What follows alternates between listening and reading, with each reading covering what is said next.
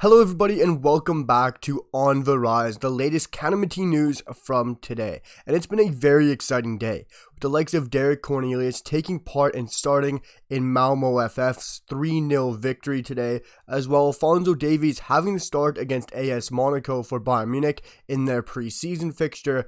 But there has been some huge transfer news as well in the world of Canadian men's national team, with Jonathan David having rumors going to Saudi Arabia, this time an actual offer, and a transfer that has gone through, a younger Canadian in a 22-year-old striker who has been loaned away from Toronto FC. It's been a very exciting day, and we're going to jump straight into it and talk about Derek Cornelius. Derek Cornelius had an amazing game today. Personally watched the match between Malmo FF, having that 3-0 victory. It's a huge win in their title push, and Derek Cornelius was a very good contributor today, finishing the match on a 7.9 rating on FootMob, but going in the distance, having 82 minutes, not playing the full 90, but this time, instead of starting at the left side of a back three for Malmo FF, Derek Cornelius took up that left back role, which is very exciting to see, because Derek Cornelius is really showing his versatility, how he can play on both sides of a back line, whether it's at center back on the left side of the center back role,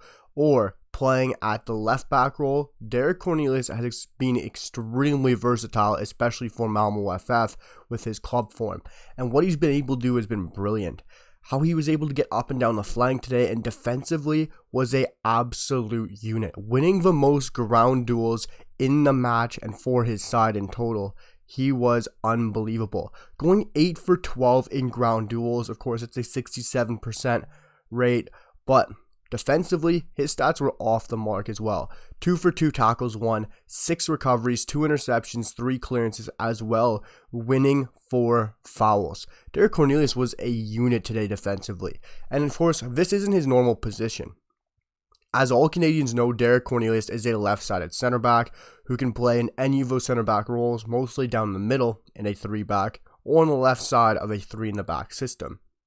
And he's mostly with Malmo FF taking up that left center back role, but at times he has played at a left back role as well, which is very exciting from a different point of view, being able to see what he can do going up the pitch as well as defensively, and having that ability to be able to switch out wide is a huge attribute to have, especially as a footballer, and a lot of teams will look at that. A lot of teams are scouting this league, like the Swedish league, like the Swiss league, and of course all of these top leagues, even Austria for Scott Kennedy, Derek Cornelius, of course those two wingers we talked about yesterday, and Liam Millar and Theo Corbinu. And playing in these leagues and getting to play with these top teams like Malmo FF and showing yourself to be very versatile is a huge trait to have. And the way Derek Cornelius has showed himself in this match was very exciting. Watching this game, he almost scored a goal as well. Derek Cornelius is of course a huge threat as well in the air. We saw it through a corner chance for Malmo FF. And what he's brought to this side, having that huge transfer he made this past summer, has been massive. And it's been very exciting from a Canadian perspective, because I knew this would be such an exciting transfer for Derek Cornelius, and I knew it would work out. But to this extent, with his side pushing so far up the table to go out and win the league, how high they are pressing, how exciting this Malmo FF team really is, currently sitting in second place in the league right now, 3 points ahead of Häcken, who, of course, Kwasi Paku went on a trial at the start of the season. Didn't get that transfer, but he was there. They're 3 points ahead of Häcken with 41 points, and just 1 point behind of Elfsborg in first place. Goal difference would not be a problem, as Elfsborg sit on 27 goal difference, with Malmo FF on 26, and even Häcken on 25. This is going to be an extremely exciting title race. So keep an eye on the Swedish league, because Derek Cornelius, for me right now, is by far the best center back on the Canadian men's national team roster. Whether that is him taking up that central center back role for Steven Vittoria, who is surely going to be moving on eventually in his footballing career. He's got to be calling it quits eventually. I'm sure he will. You can see him slowing down a bit.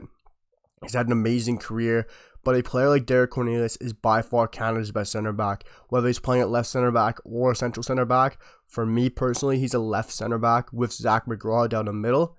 It's very exciting to see, and all Canadian fans should be keeping an eye on this Swedish title race, because Malmo FF and Derek Cornelius are set to take a huge, exciting race here, as there is a 3-point gap from third place all the way to second, and a 1-point gap for Derek Cornelius Malmo FF to take that jump into first place over Elfsborg. And it would be a very exciting move if they can manage to make that happen, because that'd be a huge move for Derek Cornelius. A huge transfer getting into Malmo FF and then winning the league in his first season.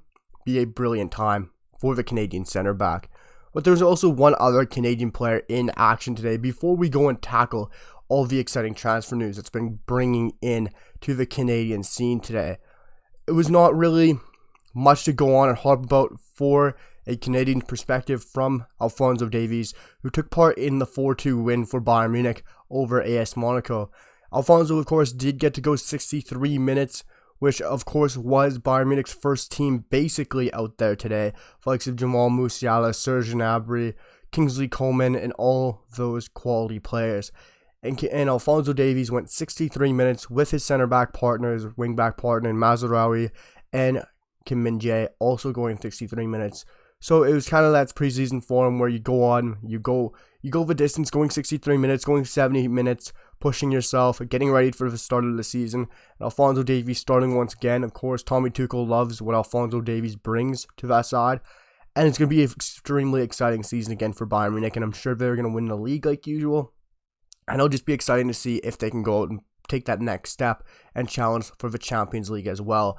But it's great to see Alphonso Davies getting 63 minutes, getting that under his belt against a very good AS Monaco side that, of course, challenged them as well. A 4-2 victory for Bayern Munich. It's nothing very easy, nothing very you can harp on about. It's preseason, yes, but it's still a very good AS Monaco side. Minamino, Golovin, Fofana, Kamara. It's a very good side. And Bayern Munich, 4-2 win. Alphonso Davies, 63 minutes under his belt. It's a great match for him to get in preseason, and Bayern will move on. But there has been 2 transfer news and speculations within the Canadian men's national team pool. And I want to talk about with the first one being Jonathan David. This was huge. Earlier today, Manuel Veth tweeted and reported, of course, a very good transfer source from Manuel Veth. He is very good with his news, and of course, you know he is very reliable. Coming out this morning saying sources, there was indeed a very lucrative offer for CanMNT and Lille star in Jonathan David from the Saudi Pro League side Al-Hilal. Of course, a side that's been bringing in abundance of talent and some very big name players. Jonathan David was looking to be the next one of them for Al-Hilal. The salary was in for 12 million euros net a season range and has been turned down by JD. Expectations are that Al-Hilal will come back with another offer. That is huge. Of course, turning down 12 million net a year, that's really crazy. That is money that would set JD up for years. But of course, the fact that he turned that down is massive. We saw Kyle Larin a few years back get an offer. I think it was from Qatar. Don't quote me on this. It was either Qatar or Saudi Arabia. I know it was one of those two. He had an offer when his time at Besiktas was a little bit blurry, and he turned that down, saying he wants to stay at the top flight in Europe, playing with the best clubs, the best teams, the best leagues.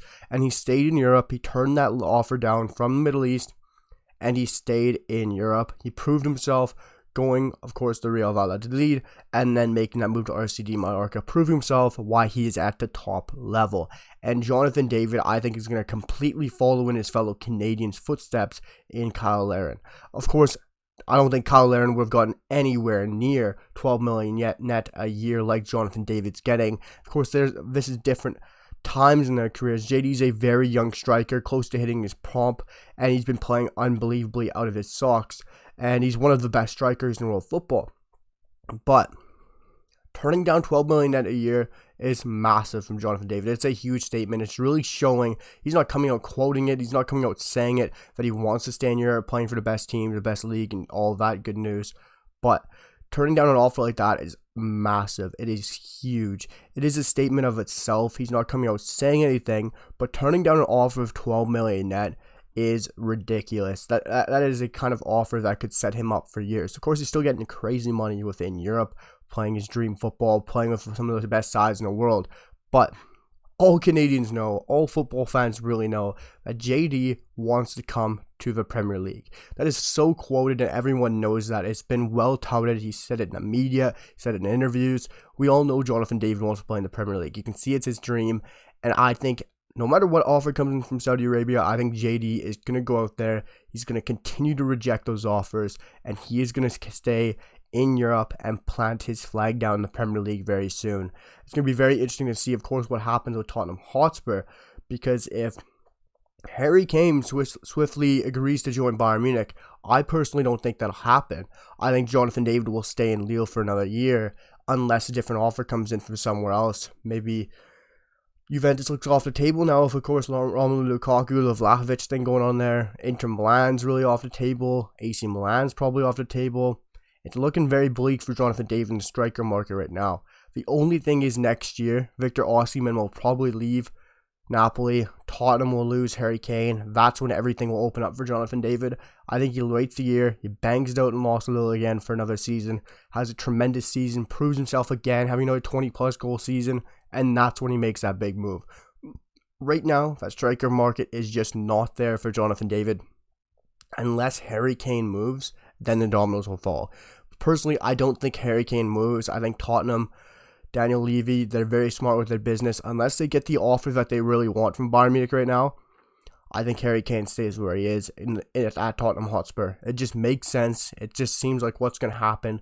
Harry Kane ain't going to join Manchester United. He ain't going to join Chelsea. He ain't going to join anyone like that. Daniel Levy has booked that right off the table, and I don't think they're going to want to lose him for free. But if that doesn't go to Bayern Munich, he's staying at Tottenham for another season, and then the dominoes will fall. Victor Osimhen will leave next year. Harry Kane will leave next year. That's when Jonathan David will want to leave. It's a very interesting time for Jonathan David, but the most important thing is he rejected a 12 million euro net offer in that range. This is via Manuel Veth, and apparently Al-Hilal will come back. But the fact he's rejecting 12 million euros a net a year, I'm very confident he won't accept the next offer. That is all we got for Jonathan David so far. But we have a done deal from today. It's not a big CanMNT player. It's not someone who we're extremely excited about, but I really like this deal. It's a player from TFC who I've been very excited about for some time, and it's Jordan Perruzza. Toronto FC have officially sent the striker and number 9, Jordan Perruzza, on loan to HFX Wanderers, of course, of the CPL, for the remainder of the 2023 season, and I really like this deal. For HFX, they're a team who's pushing into the playoffs, who I predict who are going to have a deep run this year, especially bringing in a guy like Daniel Henry, who is a huge locker room presence, and bringing in a player like Jordan Perruzza. They've done some remarkable business in the past couple weeks. Henry and now Perruzza, it's truly brilliant. Bringing in a young, hungry 22-year-old striker who is desperately crying out for game time, and I think he has a brilliant future ahead of him. I think he's a very exciting talent, but joining HFX is extremely smart for Jordan Perruzza. For me, he's going to get loads of game time. Yes, he's only joining for the remainder of the season. His contract's running down, everything like that. But this is going to be very exciting. A HFX team who's probably going to go deep into the playoffs, who I predict run deep into the playoffs. I think he'll have lots of chances to earn a lot of minutes with this Halifax Wanderers side. There'll be rotation. He'll definitely earn some starts. It's going to be very exciting to see what he can produce. Of course, right now, as I'm recording, he is on the bench for HFX Wanderers with the likes of Daniel Henry as they're taking on Pacific. I'm not sure what the exact score is in that game as I'm recording, but it's very exciting to see a done deal for Jordan Perruzza, a young, hungry Canadian striker getting a chance. And what do you know? All Canadians who seem to leave TFC in their academy seem to do brilliant things. We've seen it with Jaden Nelson. We've seen it with the likes of Jacob Schaffelberg killing it at Nashville SC. And, of course, Lucas McNaughton. And I think Jordan Perruzza might continue that streak and be the next one, along with Mac, who's doing great stuff at New England Revolution. Let me know what you guys think down below, guys. It's been an action-packed day. Even though there hasn't been loads of games, there's still been so much to talk about from Derek Cornelius, from Alphonso Davies getting some minutes in preseason, a done deal for Perruzza, and Jonathan David news. Let me know what you guys think down below about all the action-packed stuff from today's World of CanMNT news. And of course, it's been a huge day. Let me know what you guys think down below in the comments. Drop a like, hit that sub button, and I'll see you guys for the next one. Peace.